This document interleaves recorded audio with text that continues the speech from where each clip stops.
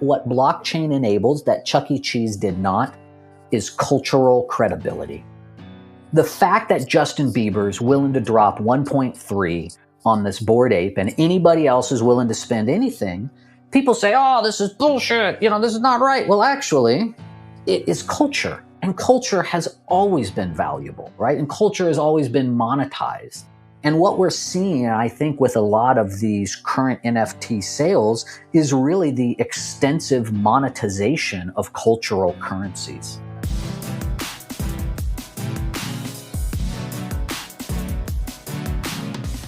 That was Tim Rich. Tim is the co-founder, chief data officer, and Cryptoeconomic Design Lead for Blockchange. Blockchange is a social innovation platform that combines cryptocurrency, NFTs, and gamification to create an efficient, transparent, and regenerative charitable donation ecosystem. Tim is also a sociologist and historian, as is evident throughout this episode. He shares his insights on blockchain as a creative medium, provides some interesting analogies, and also discusses how blockchain can be a net good for society when it's all said and done. I found this entire conversation quite fascinating, and I'm sure you will too. Without further ado, here's Tim. Hi, Tim. Welcome to the Onchain Medley podcast. How are you doing today? I'm doing wonderful. Thank you for having me here today. Awesome. Now, I'm excited to have you. Really looking forward to everything you're going to share with us today. Absolutely. Well, it's a pleasure to be here. I love your show. Thank you so Long-time much, listener, Tim. first-time talker. I appreciate that. Well, hopefully we get to bring you back. So you're a multiple times talker. All right. Let's get started with your, entry into blockchain and Web3. Like, how did that happen? Just anything you can share with us on that? Yeah, absolutely. I began kind of before even blockchain came around, I started kind of my career as a sociologist. And what I studied in sociology, and the reason I was drawn to it, I studied nationalism, actually, and the conditions under which nationalist groups form, because I'm really interested in groups and how people behave as groups.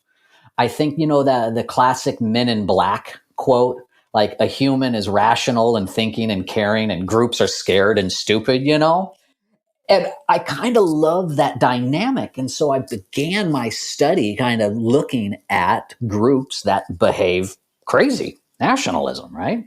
And I did that for many years and then went and I left and I was in the advertising world for many years. And I ran data science at a large holding company. And that's when I really got hip to the power of data in aggregate to help me understand groups and to help kind of dimensionalize groups themselves. And so about 2 years ago, I was bopping around and of course, reading and learning. And the idea of Bitcoin came up. And this was the first great rally, right? This was that big rally that it had probably, 3 years ago now, 4 years. The COVID time warp, And I was looking at it and I thought, oh, hey, wait a second. This is really interesting because it is a technology that meshes social forces and economic forces. And I think before this, what we've seen is we've seen a lot of social forces. So in the platform world, they all talk about network effects. So I got this platform, a bunch of users come and a bunch of more users come and that creates more users and turns the flywheel, to throw a little, nomenclature out there, and away we go. And that's cool, but that is a completely social force, right? That is a function of social cohesion. And then what I started to witness with Bitcoin is this when there's always been economic network effects, right? And a classic example of this is a bank run. People are worried that a bank is insolvent. They rush to the bank to go pull their money out. Turns out enough people do that, the bank becomes insolvent, right? That is a negative economic network effect.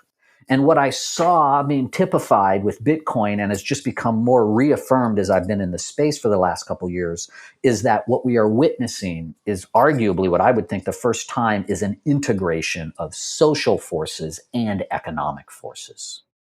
And that really got me excited. And that's what got me into the blockchain, to understand it as a medium of creation that plays with the interface of social and economic forces. Interesting. No, thank you for sharing that. So when you say medium for social and economic forces, I think of the term that I hear a lot in the blockchain world, which is cryptoeconomics.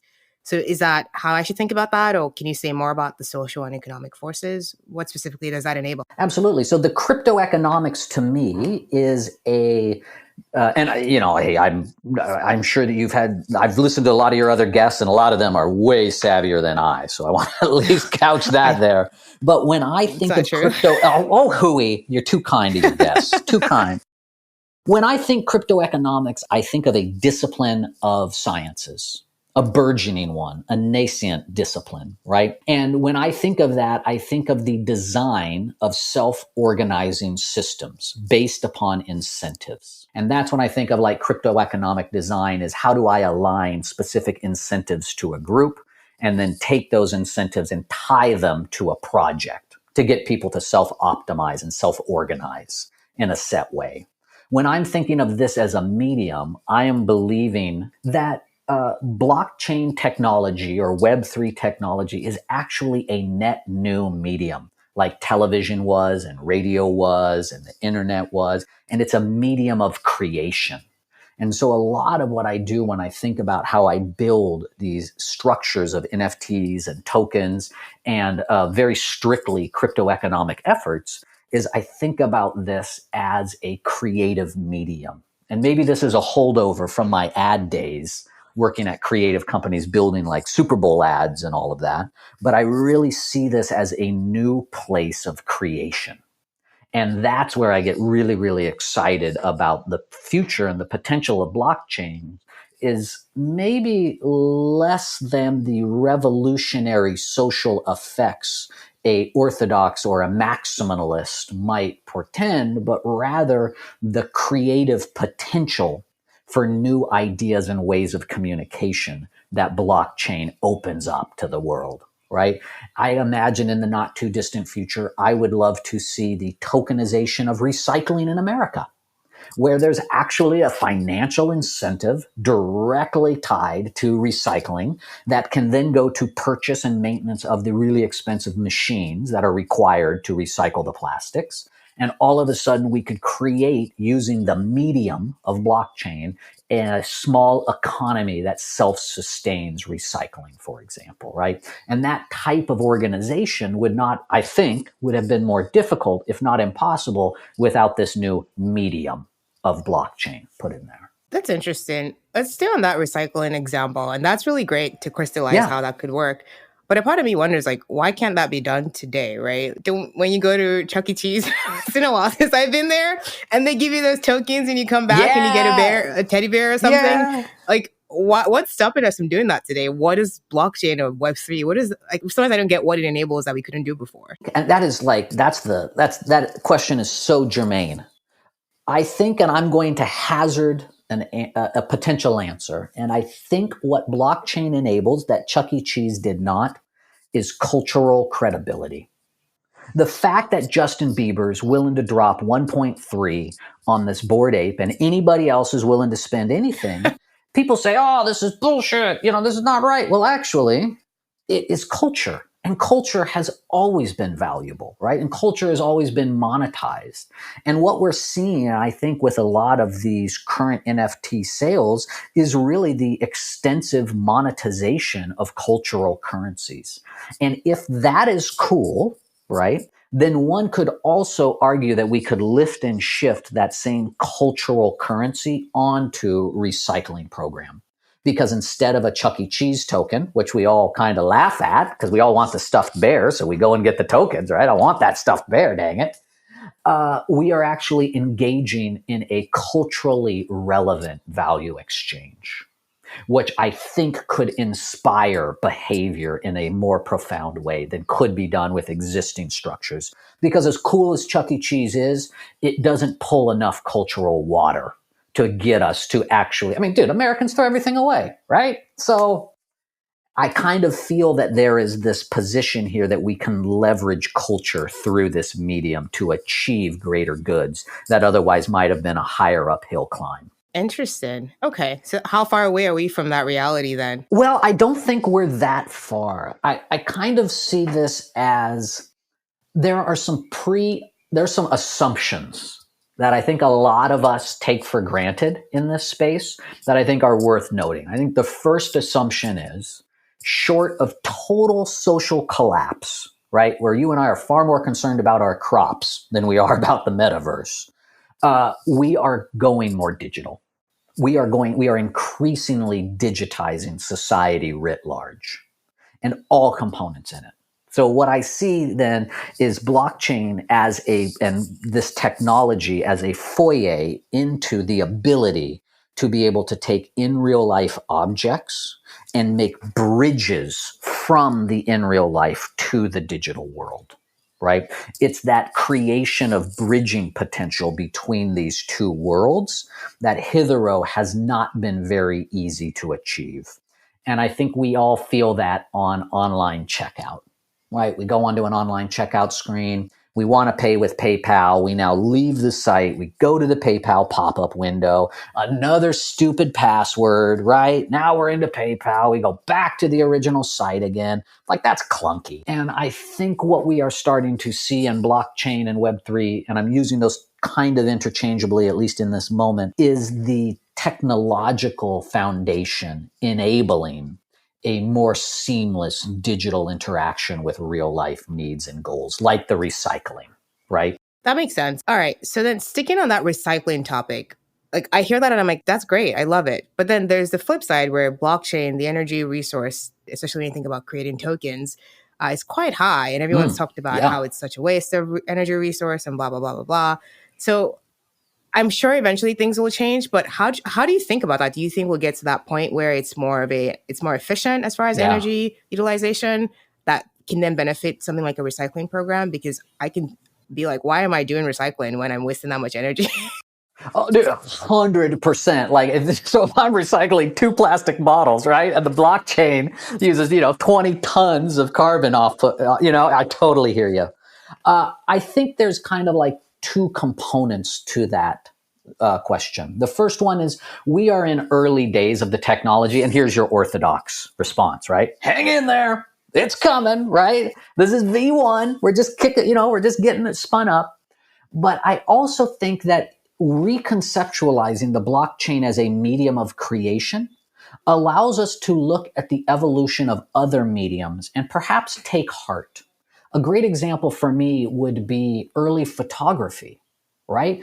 Early photography used crazy chemicals, right, to make those prints, right? The silver gelatin or the different types of chemicals that were used on those plates and all of the phosphorus that was needed for the flashes. I mean, early photography was not energy efficient either, particularly from a raw material standpoint to extract. And then the waste. I mean, when the early photographers got rid of their chemicals, these weren't hazmat cleaned up, right?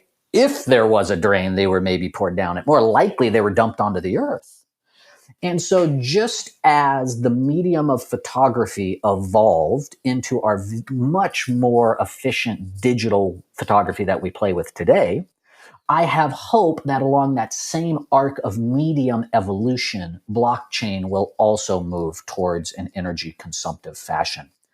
One kind of there's an alternative opinion, and I know you love alternative opinions.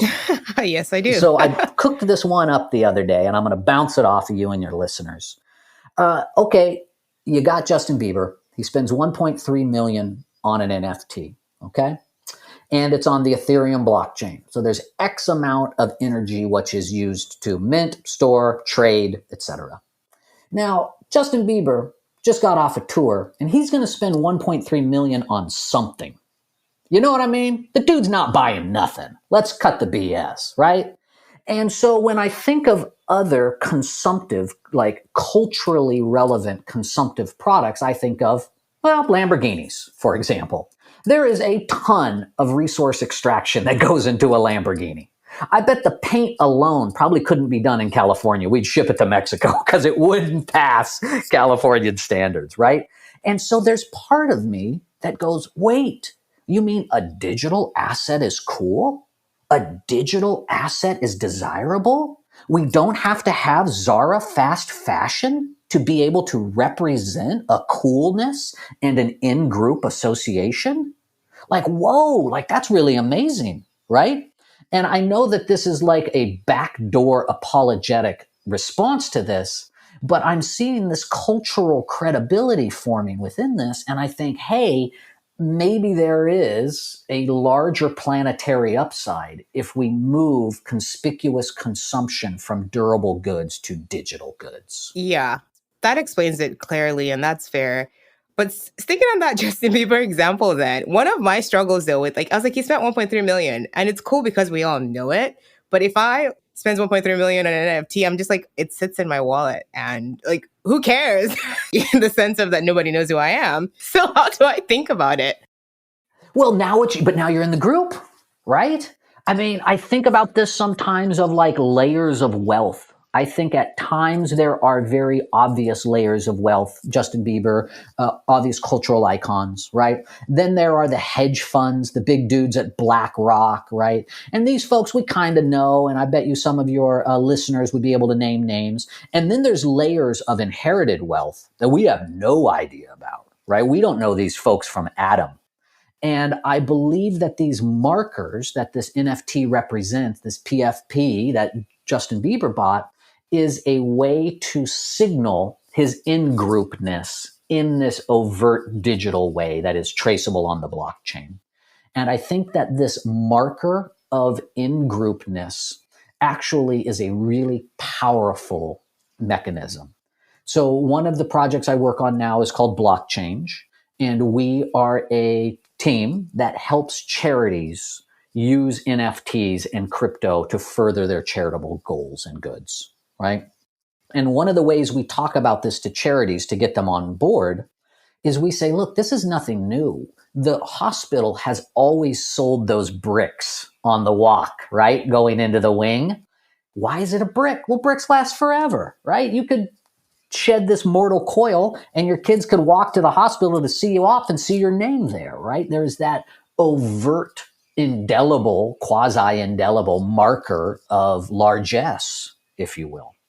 And that could also be mapped over to the blockchain space, because now on the blockchain is your indelible marker of largesse as a donative example to this given charity, right? And I think that the Justin Bieber analogy kind of plays into that similar route, which are these indelible markers of cultural association, whether you associate with a charity or you associate with a certain brand, or you even associate with non-associating, right? Like complete outsider, right? I think that I could see a world not too far off where there will be those who simply refuse to get an NFT as a way to identify themselves in the world, right? The same way that those might kind of prickle at the state giving driver's licenses every 5 years, right? Or those might prickle at other methods of which we use to claim our in-group status and out-group status. So then how does that benefit society? I hear what you're saying. I think we do that today anyway, but I'm just like, do we need more of this? What's the point? Yeah, well, that's kind of 100%. When I look at technology, I think there's a lot of stuff I wish I could uninvent. You know, thermonuclear weapons, for example, I don't think we need them. I think weaponized germ warfare, I don't think we really need. You know, call me a pacifist, call me a LA pinko, I don't know. I don't think we need weaponized germ warfare. But we don't really, as people who are participants in the world to which we were born, get to really pick the technology that we are dealt with, right? And so to some extent, I think that we all try to create ways to mitigate against the seen and unforeseen risks of technologies that we create. And one of these risks of blockchain that you absolutely accurately point out is this power consumption. And so we try and create, layer 2 solutions or bicarbon offsets or completely different chains using proof of stake rather than proof of work, right? Different mechanisms of mitigating this power use. And I think that's right because we're not going to uninvent the blockchain. And so either we lean into it and we try and do projects where we could get people at the table. Like, frankly, I think charities should be at the table in the creation of Web3. Because if they aren't, it's going to be all full of bankers and tech bros, right? Like, I mean, come on, let's cut the crap, right? If you're not at the table, you don't get a say in how it gets made. And so all of a sudden, we're at this point where all of these protocols are getting made. And by the way, protocol is how you influence behavior in decentralized organizations, right? So if we wish to see, say, a more equitable society writ large, or we might wish to see more structural components of our society reformed to the betterment of us all, right? We need to be at the table when these protocols are being written. And that's why the work in the charity space in blockchain is really important to me, because maybe it won't succeed as a business and maybe it won't succeed as a company. But what I hope to achieve is getting charity at the table when these decisions are being made, because they deserve a cut of that pie, right? They deserve a fat cut of this pie by being early operators in this space. And that to me, I mean, I don't mean to be an apologist for blockchain, but I'm kind of trying to look at it as in like playing a bad hand well, you know? Yeah. No, that's a good point. I think there's always this sort of perception of charities and NGOs as just like stuffy, old school, slow moving companies and firms. And so it's very easy for people to overlook them or just think of them as inefficient to begin with. And so they, as you mentioned, never get a seat at the table. Yeah. And when we think about the charity space and evolutions in it, there has not been an evolution in charitable giving since the crowdfunding. And come on, Kickstarter is what, 20 years old, 15 years old, right? The rest of the world has evolved radically through the acceptance of payments and ways to monetize goods and services. And the poor charities haven't had anything come down to them since crowdfunding. So I kind of think there is a little bit of the wariness you speak of, I think is a very real characteristic of these groups, and the deliberate movements that they make, because ultimately they're not doing it with their money. And they're not even doing it with money raised, as in like we would go get funding for this podcast. They're like literal donations. And so I think there is a very high moral orientation that they take towards responsibly stewarding those fees, that capital that they're given. And that makes them risk adverse. And what I hope that blockchain and perhaps creating NFTs for them could do is it could be not using existing donations in a new way, but rather a new source of donations, period. That then perhaps could be allocated into more adventurous uses, for example. That's good. That makes a lot of sense. So sticking on what your company is doing, Blockchange, you mentioned one of the things you're working on is helping donors leave an indelible mark by storing that on the blockchain. Like, how else are you facilitating and making charity and fundraising a lot better for everybody or for that charity ecosystem? What else does Blockchange do to facilitate the ecosystem? Excellent. Thank you. Wonderful question. We think about that in kind of two phases. I think there's a future phase and a current phase. In the current phase, what we're doing is we are taking specific components of the charitable effort and atomizing them out, and then tokenizing them into NFTs. So to give you an example, we're working with a wonderful charity right now out in New York City named Rethink Food. And what their goal is they had this amazing insight. The founder was a restaurateur, and he saw all of this food going to waste. Now, this isn't food off your plate per se. These are vegetables that simply don't have enough to complete enough menu items, right? Like totally legitimately clean, honest to God, good food. And a lot of that gets dumped.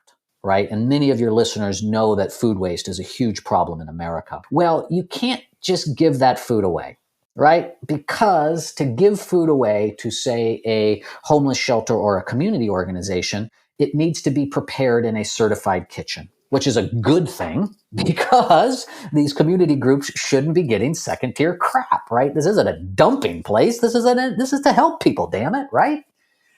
So what they did is they took these restaurants in New York, took the ingredients that were otherwise going to be thrown away, send them to a centralized kitchen, and then have a team of chefs and cooks there, then create meals. And then they distribute those meals to key community partners around the boroughs, and those community partners then distribute those meals to the folks in need.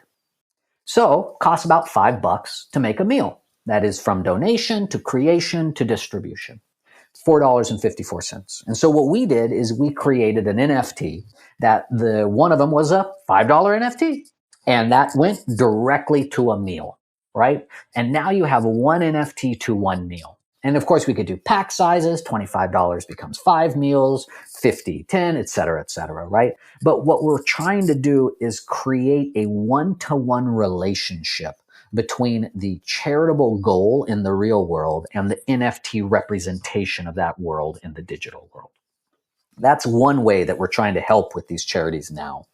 In the future, as we start to move to future state, what we're really focusing on is ways to kind of think about these NFTs and these charities as ecosystems in and of themselves. Could we think about combining NFTs across charities to create other incentives to buy and, in effect, cross-sell across charities, right? Could we start to think about ways that we work with larger NGOs where they are not, their efforts might not be as easily atomizable as our friends at Rethink, right? I think of a Doctors Without Borders, right? I know they go into crazy places and they do crazy things, but I wouldn't really know what the real on that was. Could we create stories and could we create ways utilizing this new medium to help weave together these charities with amazing goals, but maybe less tangible ways of showing that to the donating audience? Because what we would love to do is start to think about, can we show more transparency in the operation?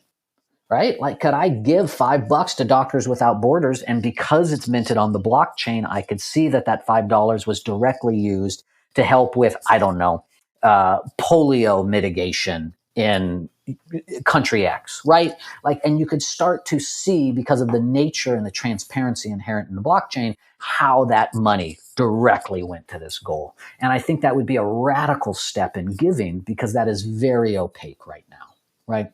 You give to United Way, I don't know, went into the big pot of money, right? Did some awesome stuff, but I don't necessarily know what ultimately came of my $5. And so that's something that we really are down the road are seeking to try and get closer to. Yeah. What has been the reception then of these charity organizations? Because to that example you mentioned, I think some of charity donations is intentionally opaque because, especially, I mean, I grew up in Nigeria, which is a developing country in West Africa. It's no secret that it's very opaque and a little corrupt, you could say, when you think about how, aids from various countries and UNICEF and all the other organizations is dispersed to the community. Nobody knows what happens when you get it. And a part of me thinks that because of that, these countries, for example, will not ever want to be on the blockchain because they want to keep that course of action that they have today going. So do you think there's got to be some regulation or mandate or something to make that more transparent? Or I don't see them ever volunteering for such a tool that you guys are creating. I think that is a really interesting point. I think on one end, and I hate the answer because it's a little capitalist, but hey, the markets will figure it out. That is, if we roll up to UNICEF with $100 million on the blockchain, you know what I mean? Like, this isn't 5, this is 250 million. Could that type of overwhelming capital create these places of transparency? I think the other part of it too is when I think of graft and I think of corruption, I think of humanity. Like, we're going to move it to the blockchain and someone's going to figure out how to hustle and graft it, right? I mean, come on. Like, we've been hustling and counterfeiting since day one. And even though we have this new, more transparent, more thoughtful way of distributing and tracking this money, I still feel that that graft is going to be there just because of the nature of humanity and not that we're naturally, grifters, but, there's always a bad actor, right? And so I wonder too, like, I'm really buoyed when I think about countries in the developing world that we could jump over steps. So for example, the 3% fee that Visa pushes onto the sellers, right? Onto the stores. Like, that to me is a real bummer because 3% is quite a bit of a margin of a little bodega. right? That is a massive margin, and they can't not take a card, for example, so they have to eat it. And I wonder, are we going to be able to actually open up new opportunities for growth and new opportunities by lowering, for example, these transaction fees, utilizing alternative forms of payment? And so I wonder, as much as we're closing down, are we opening up new ways of growth and new ways of exploring how to get to a more wonderful society? I love it. You're very optimistic. I'm sort of jaded and very cynical in general, which is not great because I'm just like, whatever. It's not going to change. We all know what's going to happen. What are you talking about? No, of course it's going to change. Well, hey, I'll tell you what. Maybe it won't change in our lifetime. Maybe, yeah, I tend to agree with you, but maybe this idea, like when we're thinking about how this technology could roll out in other markets. Okay, a potential example. I read that there are no copper wire phone systems in Africa because they just went straight to mobile. They didn't even muck around with running a copper wire. And to me, that is a beautiful thing because we saved the copper mining, right? And we saved all of that product there that we don't have to put underground and we could save. I wonder if there are other things like that the blockchain will enable that we will be able to save, right? And I think that one of these things that we could potentially start to think about are ways that money is moved, right? And transaction fees and remittances and ownership and divisibility, right? Like, as we all know in the United States, like there's nothing smaller than a penny, right? Like that's the deal. But as we all know in cryptocurrencies, to some extent, you can go infinitely small, right? Which allows for different economies to buy different objects with the same amount of money. And you don't have to have split currencies, right? I look at like Cuba where they have two currencies, right? One for the tourists and one for the locals, and the amount of trouble that these divergent currencies created. Right. And they created the two currencies because ultimately they wanted people to pay two different costs for the same good. Right. Could we use the technology of blockchain in this case to help someone? Because I don't think that was like designed by Cuba to like pimp over anyone. I think maybe I'm a Pollyanna, but at first blush, it doesn't seem too bad. Right. So is there a way that we could think about utilizing this technology for these alternate forms of maybe redistributing wealth in these countries? Yeah, you're right. I think that was what really excited me when I first learned about blockchain, like almost 10 years ago at this point now, where I was just like, oh, this is great. The first case was remittance. It was like, oh, you can pay money in fractions and there's more transparency and cross-border trade and transactions. I was very excited about that. But as time has gone on, I haven't seen it evolve in that way that I wanted it to be. Right now it feels like crypto is for the rich, and maybe it will trickle down. I hate to be a trickle down economist here. But, yeah, I know, right? Yeah, and I hate to like put my hand on trickle down too. It's like that's where my bet's at, Yeah, and it's like maybe we start there and then we democratize it for everybody else. I don't know, but I just hope we get to this world that everyone keeps telling me that it's going to create equity and everyone's going to benefit, and wealth generation, not just for the rich guys, but for everybody else. And I'm waiting. So if you have any thoughts there, I'd love to hear it. Well, my favorite hero is Marshall McLuhan. And he wrote this amazing book called The Medium is the Message. And he was a Canadian media theorist. And he theorized in his book, the Information Society, or on analyzing media, that all of the way the internet was going to form and advertising was going to shape cultures and all this stuff. But he says that first we build our tools and then our tools builds our society. And that, to me, I really, really see that pattern when I think about Facebook, right? And I think about social media and how that has been formed in disinformation campaigns, right? And how arguably society has started to form in response to that technology of social networks, right? In response to that. So in the same way that social media might have maybe gone a little dark, though while allowing for amazing events like the Arab Spring at the same time, could we see the society which starts to be shaped out of this new medium of blockchain, if you think of it through the lens of a medium, could we not fully see how this will yet shape our society? And that, to me, is where this unknown potential and the emergent potential of this technology starts to form. And that's where I get excited from the emergent components because they are not linear progressions, right? Emergence is like total right field wildness that comes out of nowhere, you know? And that to me, and maybe that's like the hope of like an acolyte, you know what I mean? Like we just hold on long enough, I know it's gonna come. But I also see it repeated in other mediums. And that's why I think that there is more than faith, at least on my part, as to why it has the potential still to transform the world. Okay. Well, that's good. That's a good corollary, what you mentioned with Facebook. And I think you're right. I do, even though I am a little bit cynical, I do believe that in the next 10 years, we won't even really know we're using the blockchain because it will just be native to a lot of things that we're doing. For sure. And so that's when I know we would have made it when. Yeah, when you don't see it anymore. Right. You don't see it anymore. And everyone sort of knows something's happening and they know it. They may not understand the underlying technology, but they sort of know what to expect. And so I think that's when I'll know we've made it. I think we'll get there. I think it's so early that it's just very hard to kind of see where things will take shape or evolve into. Well, I think that there's such this amazing creative potential through this because it is what I would still consider it a mix of social and economic forces. I think that there is this incredible like raw material to play with.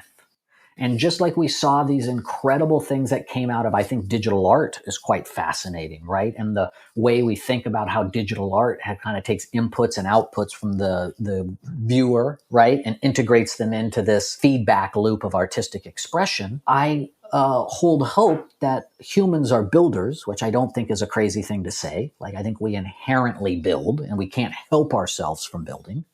And I think that building and that creative desire and drive is going to manifest itself into this new medium.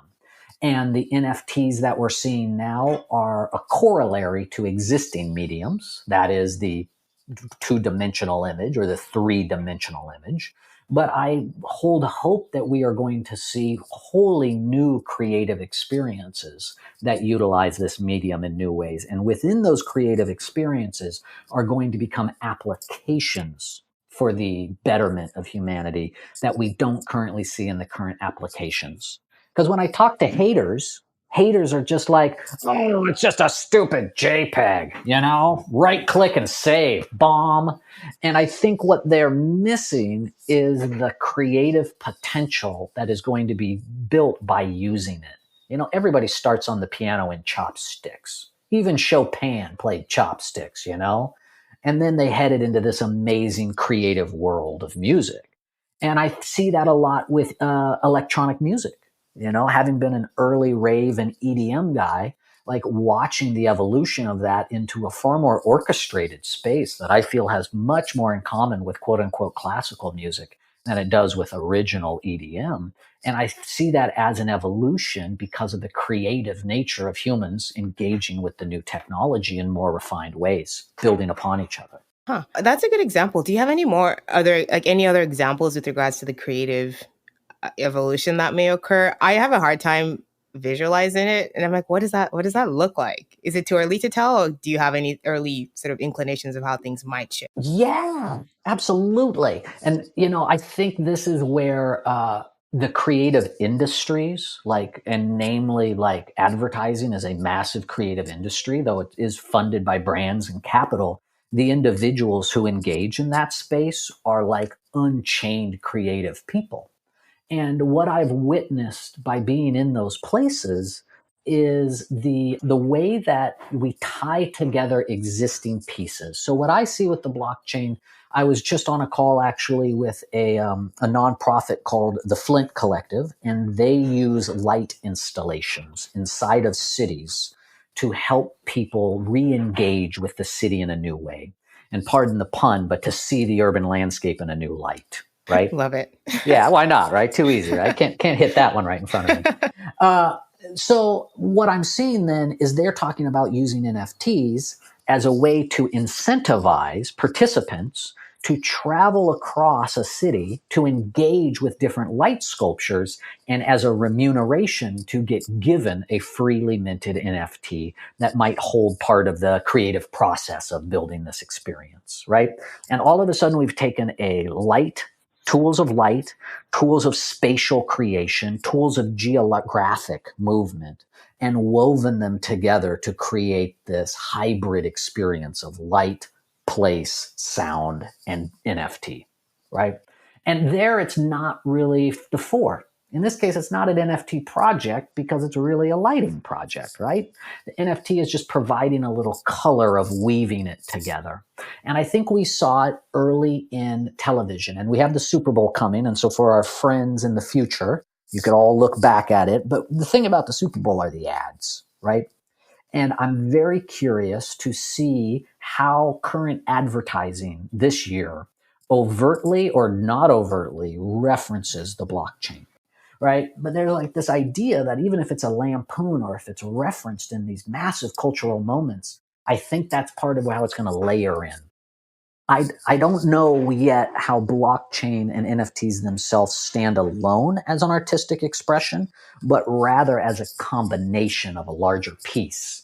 I see that expanding really rapidly right now. I agree with that. I think there's got to be some sort of like digital physical hybrid for us to sort of fully utilize this technology in a way that makes sense for everybody who lives in the physical world. But I don't know, right? Maybe we'll all live in the metaverse. Who knows? Well, I hope it's not this damn pixelated stuff, because I want a little richer life if I'm going to be living in a metaverse. I at least need some HD, you know? So true, so true. Yeah, hey, I'm not moving in until this is 4K. I'm just saying. You might get left behind, Tim. You might get left behind. I know. Very likely. I mean, where's my 4K, man? You told me it was coming. To your earlier point about culture and how it's sort of shaping up, that's something that I've always overlooked and understated. And I just saw culture as culture, not really as currency in that sense. And so it's interesting to kind of see how culture is also a big part of that equation. And I've sort of been missing that in my own mental model as well. Well, I think it is a subtle monetization, meaning that there are aspects of our world which are very easy to monetize. Gold, microchips, clean air, right? Like there are parts that we all need and that there are easy monetization methods towards. I think where culture gets sticky is it's always in group, right? So if you're not in the group, screw it. Culture's dumb anyway, right? And it's also that if you are in the group, the counter is also true, which is rabid participation. And so when it comes to monetizing culture, at least at an advertising level, it's really about like creating universals. And this is like universals are love and safety and freedom. And right there are things that we could all agree are like pretty darn good. And a great advertisement will tap into one of those universals and then alter its trajectory into a brand or into a product. What blockchain is yet to achieve is the status of a universal yet. I think it is in the megalog. So there's this idea in sociology that there are about 3 topics that a society can really understand all at once. And it's called the megalog. And these 3 topics shift, right? And right now, blockchain and NFTs are without a doubt part of the megalog. My mom doesn't know about them, knows her son does something in them. They seem to be cool and he's excited about it, but I don't know what it is, right? And that's a megalog part. And I think that through this greater awareness of what they are and what they aren't and how they're used and how they can be used, even in frivolous ways and tulip craze ways, right? Like all these different ways, we're going to see a more general understanding of their value, which will then translate into being able to quantify that cultural currency that is so deeply represented within them. Why does Bored Ape Yacht Club be valuable? Culture, X, Y, and Z method. Why does a purely utility token be valuable? Maybe it's not culture. Maybe it's utility A, B, and C, right? Why does a hybrid of utility and cultural token? Like maybe that's the idea of this, go back to the recycling idea. I would love to make it cool to recycle. Great. Now it has utility and culture, right? Value A, B, and C. And I think we're just having as a culture, to use the word again, a society, a better one, we're having a hard time wrapping our mind around what this is. Yeah, that makes total sense. Thank you for shedding some more light on that. Well, I don't know. I probably muddied the waters, honestly. No, it was great. It's great. I agree. I think it's good to see people like you working in the space and sort of being optimistic and providing us with like examples. The truth is we don't know how things will shape up. It may be nothing like that has been said in this episode, or maybe what you said, but to a higher fidelity. Excited to kind of see what happens as time goes on. I want to get past the hype and into some actual like practicality, but I'll try and be patient. Yeah, what are you talking about? This is 2022, damn it. We don't got patience. I need that metaverse now. I think when I start to think about this, and another thing that kind of gives me hope within the whole world of the blockchain is I think about it a lot as architecture. So early architecture had a revolution with poured concrete, right? They were building with brick forever. They create poured concrete and everybody freaks out at the potentials that poured concrete gets, right? And this architectural form called brutalist emerged. And it was named because of béton brut, which is the French word for poured concrete. Not that it's ugly and a riot-proof pillbox, though it absolutely are ugly riot-proof pillboxes.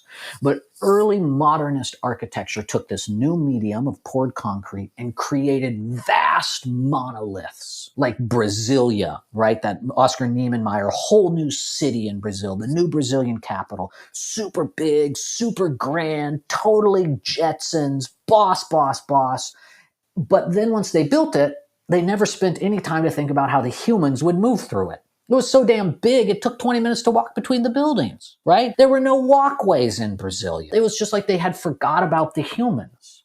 And then out of that modernism, right, came alternate forms of architecture that re-brought in humans back into the design.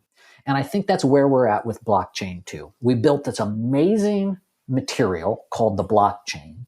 We've been building amazing monoliths. We call them the Solana chain, the Ethereum chain. We call them Coinbase, right?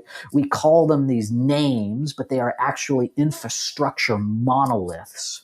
And what we're starting to see is the reorientation of the created monolith to the human scale of life. And that's where Bored Ape Yacht Club really succeeded, is they created a human scale object out of a monolithic infrastructure. And that's where we're seeing these projects that are really getting traction, in my opinion, are human scale manifestations built upon an infrastructure monolith.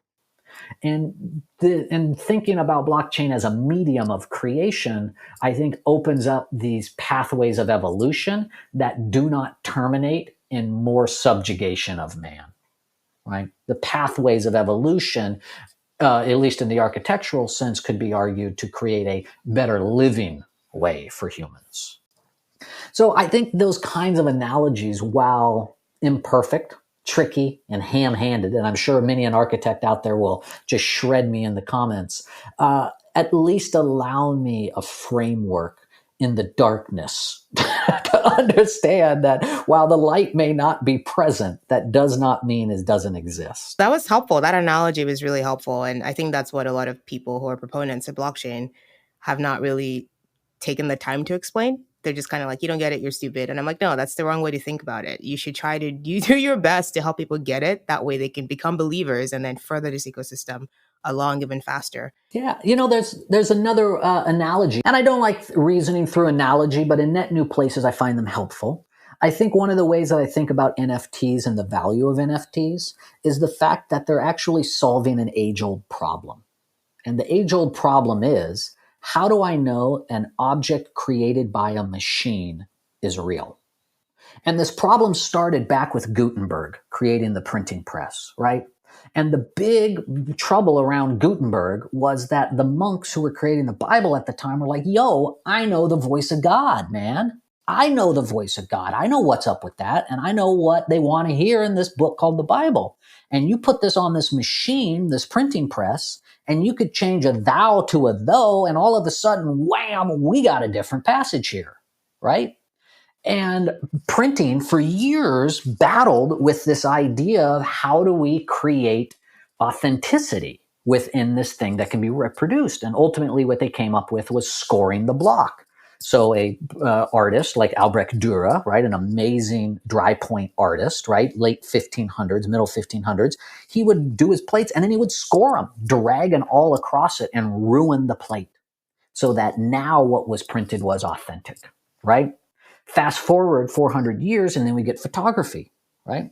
And in photography, there was a huge uproar when it came out because people said, yo, photography is not art. In fact, this amazing social theorist, Walter Benjamin, wrote a piece called Art in the Age of Mechanical Reproduction, where he argued that one of the challenges to art was the fact that photography, by definition, was replicatable. The technology was replicatable. So what is original art there? And we threw up our hands and ran around like a society for a number of years. And then we decided upon the edition. We're going to create photographic editions to show authenticity. And that's what the NFT is. It is the digital artifact that we were running around for years saying, don't pirate that Metallica album, right? Even though it's mathematically identical to the other Metallica album that I bought, right? And they were like, I can't, how do I know it's authentic? And NFTs are just another step in this human evolution of trying to understand authenticity within a mechanically created or a machine created environment. Well said. Thank you so much. This has really been a fascinating conversation. I feel like I could have gone on for another hour, but what's next for Blockchange? What are you working on next? What should we be aware of? Well, we have the Rethink Foods out there now. Come and take a look.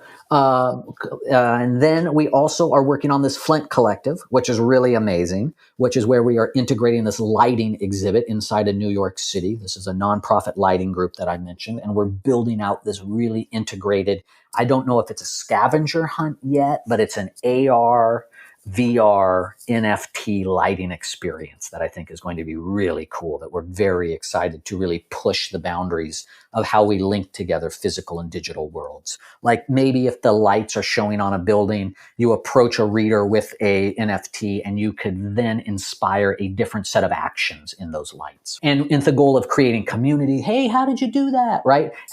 Stumble upon, whoa, what's going on over there? Re-engagement with your home. God, this neighborhood's so cool. I thought it had gone to hell. But like using these engagement of NFTs and place as a way to kind of inspire real human interactions. We're also really, really excited and focusing on trying to think about creating alternative funding mechanisms for the arts. So something I'm really, really pumped on is I want to create a case study that is like a step-by-step guide for using NFTs and crypto to be able to fund artistic projects that might not find funders. Because there's a lot of stuff that should be said out there that simply doesn't align to a cultural zeitgeist and subsequently doesn't get funded for that play, for that painting, for that poetry. And what if there was a way that we could create a pick up and go, everything's here in the box and it's free, self-funding art mechanism utilizing cryptocurrency as that vehicle for funding alternative ideas. Nice. Love it. Thank you so much, Tim. I'm looking forward to keeping up and seeing all the changes that you're going to bring about. So how can people stay updated? What's the best way to connect with you? Check us out online. It's bringblockchange.org is our site. We also have the Twitter at Blockchange, though I have to admit I am not as rigorous on the tweet as some of my friends, but we're definitely there doing our thing. And you could also reach out to me directly, which is tim.rich@blockchange.org. And come on ahead. And we're just happy to talk to anyone and love to think about pushing this technology into new frontiers. Awesome. This has been amazing. Thank you so much. The pleasure was all mine to join you. Thank you so much for listening. If you enjoyed this episode, please subscribe wherever you listen to podcasts. I'm your host, Laide. Until next time.